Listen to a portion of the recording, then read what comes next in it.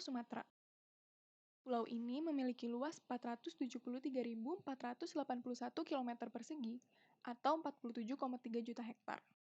Secara administratif, Pulau Sumatera terbagi menjadi 10 provinsi, yaitu Aceh, Sumatera Utara, Riau, Sumatera Barat, Jambi, Sumatera Selatan, Bengkulu, Lampung, Bangka Belitung, dan Kepulauan Riau.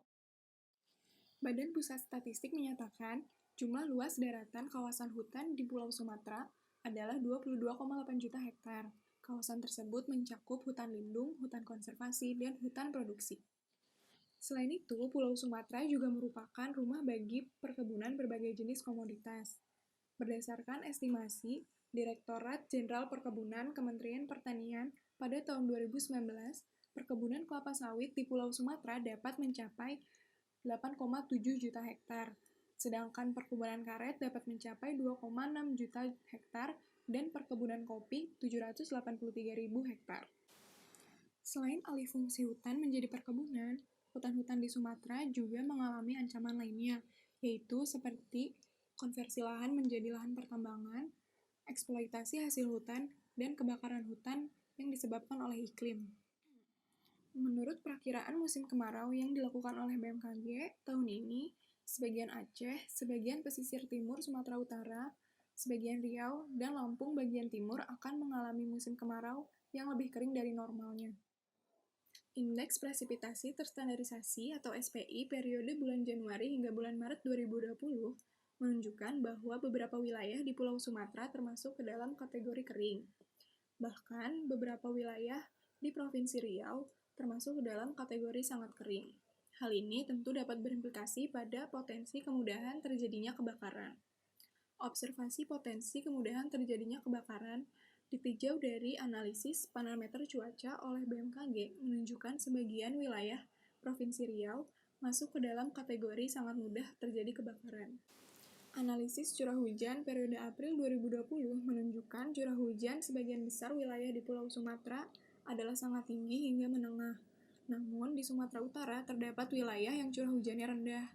Selain itu, tingkat ketersediaan air tanah bagi tanaman yang dihitung dengan perhitungan neraca air menggunakan metode Thornthwaite dan Mather di wilayah tersebut masuk dalam kategori kurang atau defisit.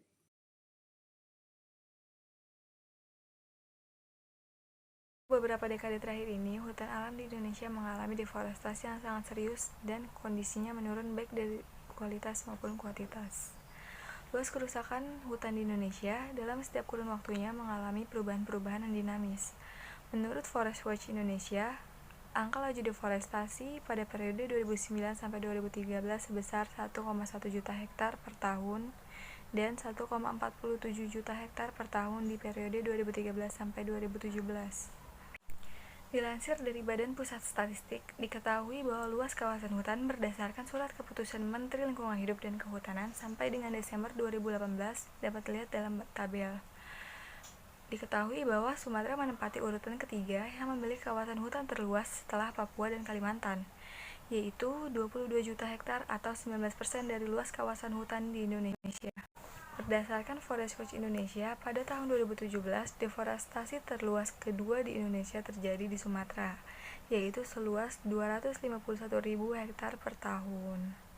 Kondisi tutupan hutan alam dan perubahannya tentu sangat terkait dengan pola-pola pemanfaatan hutan ataupun penggunaan lahan yang digunakan. Pola pemanfaatan hutan dan penggunaan lahan di Indonesia sampai dengan tahun 2017 masih didominasi oleh izin-izin yang diberikan oleh pemerintah. Terdapat 4 jenis izin untuk pemanfaatan dan penggunaan lahan yang dominan menguasai lahan di Indonesia, yaitu yang pertama, izin usaha pemanfaatan hasil hutan kayu pada hutan alam. Yang kedua, izin usaha pemanfaatan hasil hutan kayu pada hutan tanaman. Yang ketiga, izin usaha perkebunan kelapa sawit. Dan yang keempat, izin pertambangan. Deforestasi yang terjadi di dalam izin pemanfaatan dan penggunaan lahan yang diberikan oleh pemerintah pada periode 2013 sampai 2017 mencapai 2,81 juta hektar atau sekitar 49% dari total deforestasi di seluruh Indonesia. Deforestasi region Sumatera mencapai angka 0,34 juta hektar dalam konsesi izin. Berdasarkan tabel berikut, tipe konsesi deforestasi di Sumatera, penyumbang deforestasi terbesar berasal dari hutan tanaman Indonesia yaitu sebesar 0,127 juta hektar. Sektor pertambangan berada di posisi kedua yaitu sebesar 74.000 hektar, sedangkan untuk sektor perkebunan kelapa sawit menyumbang 65.000 hektar. Oke, selanjutnya kita akan membahas permasalahan turunan dari permasalahan utama kita konversi lahan di hutan Sumatera. Salah satunya adalah masalah turunannya itu alih fungsi hutan gambut. Nah, ini apa itu gambut? Jadi gambut ini tuh dia adalah jenis tanah organik yang terbentuk dari bagian vegetasi yang telah terurai dan terendam air. Misalnya, contohnya itu dari pohon atau ranting, dia itu jatuh ke tanah atau ke air, kemudian dia terendam dan terurai selama beberapa abad. Gitu. Oke, gimana gambut ini dapat ditemukan?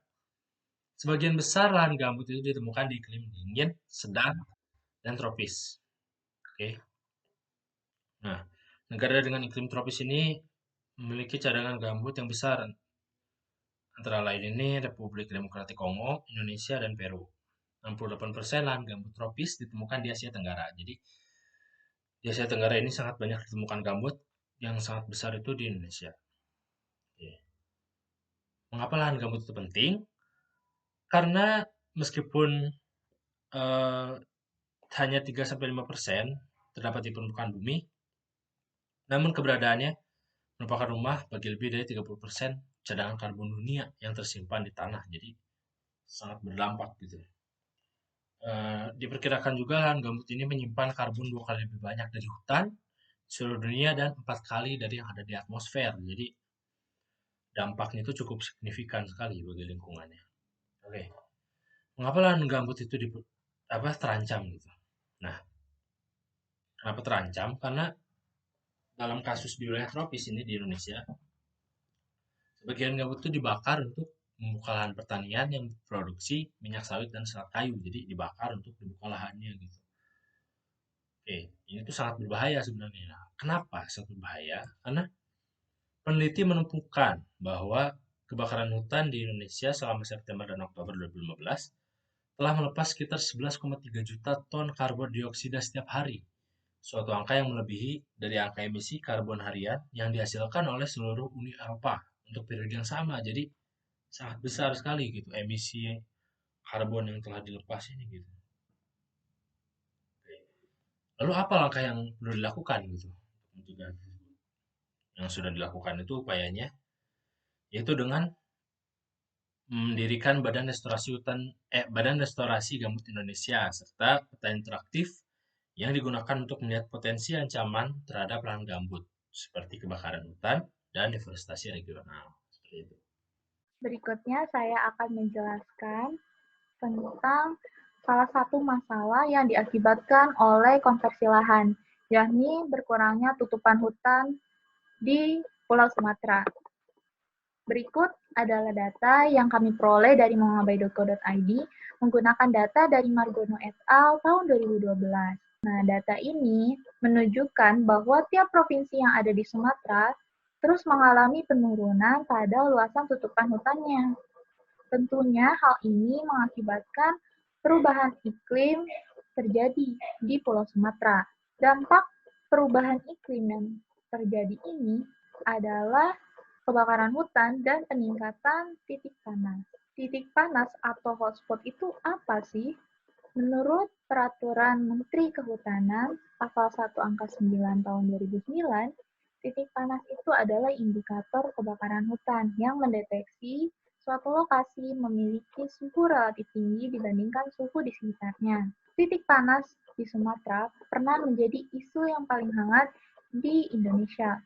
Nah, hal ini dikarenakan Sumatera Selatan pernah menyumbang titik panas tertingginya pada tahun 2019 silam, tepatnya pada tanggal 24 Oktober 2019 seperti data yang kami peroleh dari BMKG. Data ini menunjukkan bahwa Sumatera Selatan memiliki titik panas tertinggi dibandingkan provinsi-provinsi lainnya. Bahkan angkanya pun mencapai 998 buah. Dan pada tanggal tersebut, Indonesia juga memiliki titik panas yakni 1936 buah yang menyebar di seluruh Indonesia. Namun, penyumbang terbesarnya adalah Pulau Sumatera dan Pulau Kalimantan. Kenapa sih Sumatera Selatan titik panasnya tinggi banget dibandingkan provinsi-provinsi lainnya? Menurut Mulyono, dilansir dari CNN Indonesia menyebutkan bahwa hal ini dipengaruhi oleh gerak semu matahari. Pada bulan tersebut, Indonesia sedang mengalami musim kemarau. Matahari pun dari bulan September hingga Desember bergerak terus ke arah selatan. Sehingga hal ini bertepatan membuat kondisi yang sangat kering di daerah Sumatera Selatan. Kelembapan udara yang rendah, awan-awan yang tidak ada karena kelembapan udara tersebut yang rendah, sehingga cahaya matahari langsung mengenai tanah dan tidak ada penghalang apapun. Apalagi ditambah dengan konversi lahan menyebabkan tutupan-tutupan hutan semakin berkurang, sehingga peningkatan suhu pun tidak dapat dihindari. Peningkatan suhu tersebut berpengaruh terhadap meningkatnya resiko kebakaran hutan. Karena serasa-serasa yang kering, daun-daun kering, itu apabila terbawa angin lalu saling bergesekan antara satu dengan yang lainnya akan menimbulkan percikan api dan itu akan menyebabkan kebakaran hutan. Dan kebakaran hutan ini tidak dapat dipadamkan secara langsung, namun menyebar dengan cepat. Nah, makanya pada tahun 2019 itu, kebakaran hutan di daerah Sumatera, di Pulau Sumatera, maupun di Pulau Kalimantan, sangatlah luas kebakarannya. Dan hal itu pun menyebabkan kabut dan asap yang menyelimuti pulau-pulau tersebut selama berminggu-minggu. Hal ini pun menyebabkan isu-isu global seperti penerbangan terganggu, lalu kabut juga bahkan tidak hanya menyelimuti pulau tersebut, tapi menyelimuti juga ke negara tetangga seperti Malaysia dan Singapura. Jumlah titik panas yang tinggi di Sumatera kemarin tentunya saja menyebabkan kebakaran hutan yang meluas di Pulau Sumatera. Dan akibatnya adalah seperti yang di belakang saya ini, kabut dan asap ini menyebabkan masyarakat terjangkit penyakit pernapasan seperti ispa. Selain itu, kabut dan asap ini mengganggu penglihatan, mengganggu pengendara. Tahun 2019 ini seharusnya dijadikan pelajaran bagi kita semua agar kedepannya menindak lebih awal titik panas agar tidak terjadinya kebakaran hutan. Itulah sebabnya konversi lahan haruslah dikurangi, terutama konversi lahan pada lahan gambut. Lahan gambut biasanya dikeringkan sebelum dijadikan lahan pertanian. Dan pengeringan gambut ini beresiko sangat besar menjadi pemicu dari kebakaran hutan karena lahan gambut ini sangat mudah terbakar apabila dikeringkan. Selain merugikan bagi masyarakat, kebakaran hutan dan konversi lahan yang membuat luas tutupan hutan atau luas hutan yang berada di Pulau Sumatera menurun, ini juga menyebabkan biodiversitas atau spesies endemik bahkan bisa menghilang dari Pulau Sumatera. Itulah mengapa titik panas ini sangat penting untuk diperhatikan oleh pemerintah maupun masyarakat setempat agar tidak terjadi lagi peristiwa seperti tahun 2019 silam.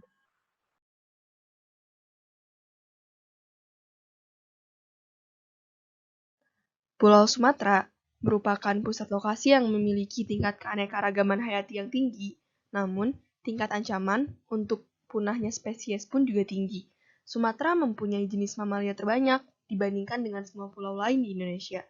16 spesies mamalia tersebut bersifat endemis, lalu tercatat dalam IUCN dan di lampiran Konvensi Perdagangan Internasional tentang spesies fauna dan flora liar yang terancam punah. Contoh spesies yang terancam punah akibat adanya perubahan iklim yang menyebabkan degradasi lingkungan, kekeringan, dan kebakaran hutan adalah orangutan Sumatera.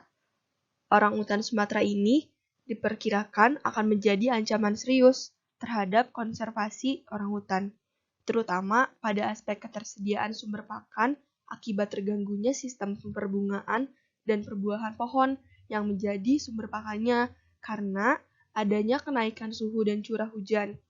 Ancaman lain adalah hilangnya serta rusaknya habitat akibat terjadinya kebakaran hutan yang dipicu oleh gejala perubahan iklim. Hilangnya habitat dan perburuan telah menurunkan jumlah populasi harimau secara signifikan, dengan 6 landscape konservasi, yakni wilayah yang dilindungi untuk melestarikan harimau di Sumatera. Salah satunya adalah Kampar Kerumutan yang mengalami kehilangan tutupan pohon seluas 3.389,5 km persegi. Hal ini disebabkan karena adanya alih fungsi lahan untuk ladang, pertanian, ataupun perkebunan. Aceh telah kehilangan 216,818 hektar tutupan hutan primer selama tahun 2001 sampai 2016. Hal ini menyebabkan spesies gajah terancam punah karena habitat gajah telah hilang. Upaya pemerintah dalam menanggulangi peningkatan titik panas. Ibu Siti Nurbaya selaku Menteri Lingkungan Hidup menegaskan bahwa satuan tugas dalam mengantisipasi ancaman dari karhutla tetap bekerja. Analisis BMKG sendiri menyatakan bahwa puncak kemarau akan terjadi pada bulan Juni dan Juli. Satgas yang bekerja ini tidak hanya bekerja dalam penanganan karhutla, tapi juga bergerak kepada masyarakat untuk melakukan sosialisasi mengenai bahayanya karhutla dan penyebaran dari COVID-19 ini secara door-to-door kepada masyarakat. Kepala BMKG sendiri juga menyatakan bahwa Indonesia akan mengalami El Nino secara normal dan netral dengan tingkat kekeringan pada musim kemarau yang lebih tinggi daripada musim normalnya. Tantangan karhutla sendiri pada provinsi-provinsi yang rawan ini sangat rawan sehingga dibutuhkan upaya dalam pencegahan penyebaran karhutla sendiri. Nah, yang dilakukan oleh pemerintah yang pertama adalah berkoordinasi dengan gubernur provinsi yang rawan terhadap karhutla itu sendiri. Nah, gubernur ini diangkat sebagai kepala satgas untuk menangani dari karhutla itu sendiri. Selanjutnya, pemerintah berkoordinasi dengan pihak-pihak yang melaksanakan rekayasa cuaca, kemudian mengaktifkan sektor swasta dan melakukan sosialisasi kepada masyarakat tani dalam pencegahan pembukaan lahan dengan menggunakan pembakaran.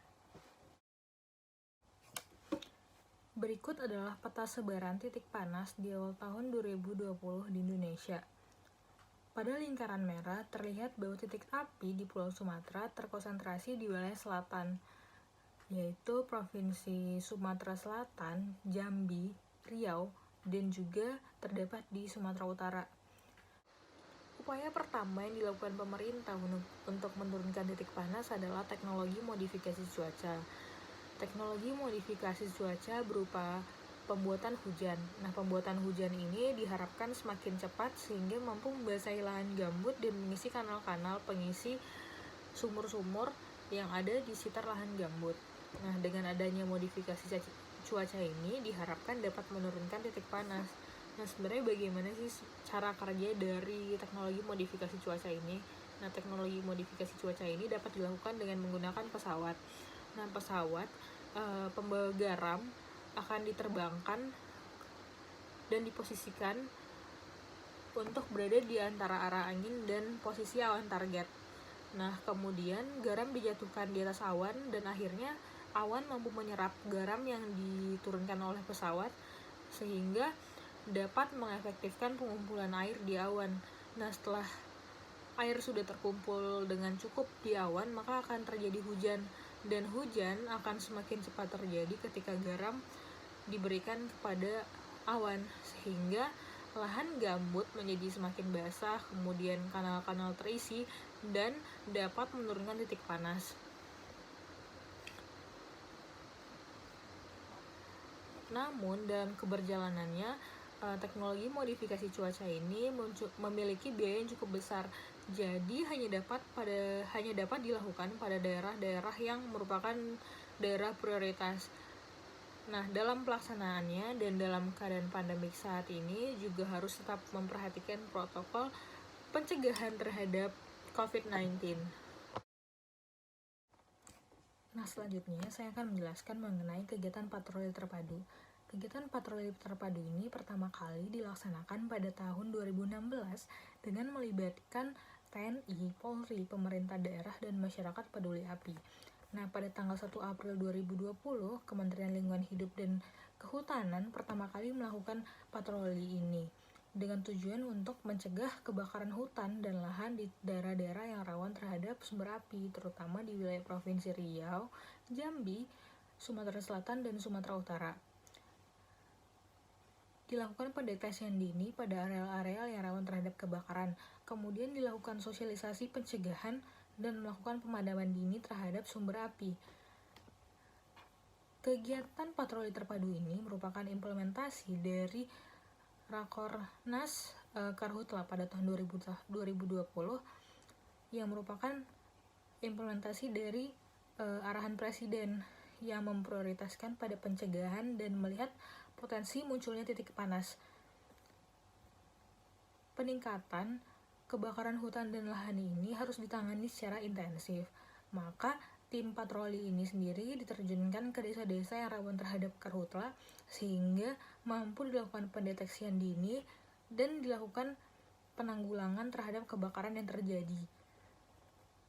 Untuk menanggulangi karhutla sendiri terdapat strategi, yaitu dengan memprioritaskan upaya pencegahan dan pemadaman dini di tiap tapak, sehingga proses penyebaran api dapat semakin berkurang.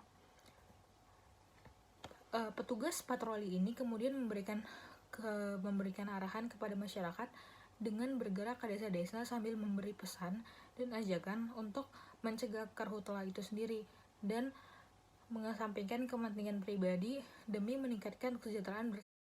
Solusi dari permasalahan hutan Pulau Sumatera itu apa? Nah, berikut saya akan jabarkan. Pertama adalah pemulihan bentang alam hutan. Jadi, tadi seperti sudah dibahas, konversi hutan yang besar-besaran ini diperlukan suatu langkah untuk memulihkan kembali gitu hutan tersebut. Pertama itu dengan rehabilitasi hutan dan lahan di daerah aliran sungai. Kedua, pemulihan hutan di kawasan konsesi hutan. Ketiga, pemulihan ekosistem di kawasan konservasi.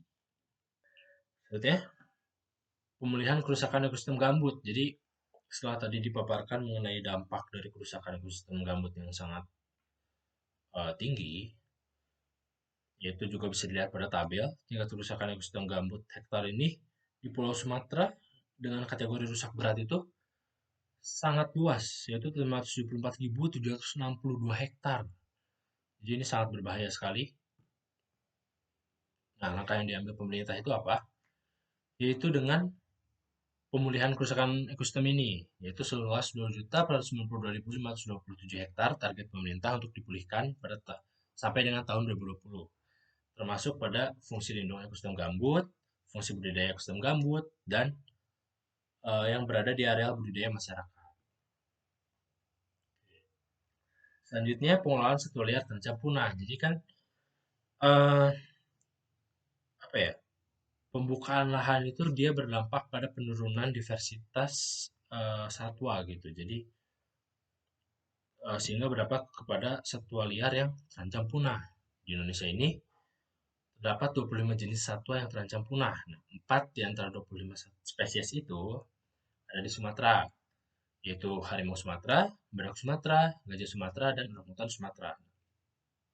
Itu jadi pemerintah ini mempunyai target gitu, untuk memulihkan populasi satwa yang terancam punah tadi. Apa yang dilakukan itu yaitu dengan inventarisasi dan monitoring populasi, pengelolaan habitat satwa liar, memfasilitasi evakuasi satwa, rehabilitasi dan pelepas liaran satwa liar yang dipelihara secara ilegal, implementasi peningkatan upaya perlindungan dan pengamanan habitat, serta penetapan mekanisme resolusi konflik satwa manusia. Selanjutnya ini lebih kepada langkah yang sudah Indonesia ambil sebenarnya untuk konservasi keanekaragaman hayati. Jadi dari dahulu itu Indonesia itu sudah bergabung atau menyetujui berbagai komitmen internasional untuk konservasi keanekaragaman hayati ini. Saya mengambil 5 contoh. Ini tuh tahunnya itu tahun Indonesia bisa dibilang bergabung lah dengan atau menyetujui komitmen internasional tersebut. Dari tahun 1975 ini ada dari CITES, 1989 ini WHC, 1991 ini The Ramsar Convention, 1994 Konvensi Keanekaragaman Hayati, dan 1994 juga komitmen internasional bersama UNESCO Man and Biosphere Program atau MAB. Oke. Jadi sebenarnya komitmen internasional itu ada jangka waktunya, jadi beberapa tahun, jadi tidak selamanya gitu. Jadi bisa jadi sampai sekarang masih disetujui komitmen internasional ini, bisa jadi sudah keluar gitu lah Indonesia dari komitmen internasional tersebut. Di sini saya akan mewawancarai salah satu masyarakat yang tinggal di daerah Sumatera dengan pertanyaan yang pertama, seberapa besar dampak kebakaran hutan terhadap suhu dan kehidupan masyarakat di sana? Jadi adanya kebakaran hutan itu bisa menyebabkan dampak yang besar terhadap perubahan suhu dan kegiatan masyarakat di sana. Dengan adanya kebakaran hutan itu dapat menyebabkan kenaikan suhu pada daerah tersebut, dan apabila kebakaran hutan terjadi secara masif akan menyebabkan kenaikan suhu secara global. Dan untuk kegiatan masyarakatnya tentu saja adanya kebakaran hutan ini bisa menyebabkan aktivitas masyarakat terganggu di sana. Dikarenakan adanya kebakaran hutan dapat menyebabkan terjadinya asap, dan asap itu dapat mengganggu aktivitas masyarakat dalam kegiatannya sehari-hari. Pertanyaan kedua, tahu nggak sih tentang isu-isu kebakaran hutan di Sumatera dan biar Isu-isu kebakaran hutan itu biasa yang pernah saya baca dan pernah saya telusuri, itu terjadi pada tahun 2019, tepatnya pada bulan September, dan itu terjadi kebakaran hutan di Sumatera Selatan yang diakibatkan oleh beberapa pihak seperti itu demi kepentingan mereka sendiri. Dan juga kalau untuk isu-isu sekarang itu pemerintah, terutama dari pihak Kementerian Lingkungan Hidup dan Kehutanan, sedang melakukan namanya itu pencegahan terhadap kebakaran hutan. Dengan cara apa? Dengan cara menerapkan metode TMC atau teknologi modifikasi cuaca, yang intinya adalah membasahi hutan gambut. Dan pemerintah sekarang itu sedang melakukan proteksi untuk mencegah terjadinya kebakaran hutan dengan cara melakukan patroli. Untuk pertanyaan ketiga, di Sumatera tuh banyak banget kan konversi lahan hutan menjadi kelapa sawit. Nah, seberapa tahu kamu sih kalau konversi lahan hutan tuh bisa mengancam satwa-satwa endemik yang ada di dalamnya? Dengan adanya alih fungsi kehutanan ini dapat menyebabkan terjadinya terganggunya endemik yang ada di sana. Karena apa? Karena dengan adanya peralihan hutan menjadi lahan kelapa sawit menyebabkan endemik di sana kehilangan tempat tinggal mereka dan kehilangan tempat mencari makan mereka, sehingga wilayah mereka untuk berkembang ataupun habitat mereka itu akan terganggu dan akan menyebabkan terjadinya penyerangan dari mereka terhadap masyarakat di sana yang melakukan perubahan. Terima kasih telah menjawab pertanyaan dari saya. Semoga jawaban tadi dapat menjadi informasi bagi saya dan bagi kita semua.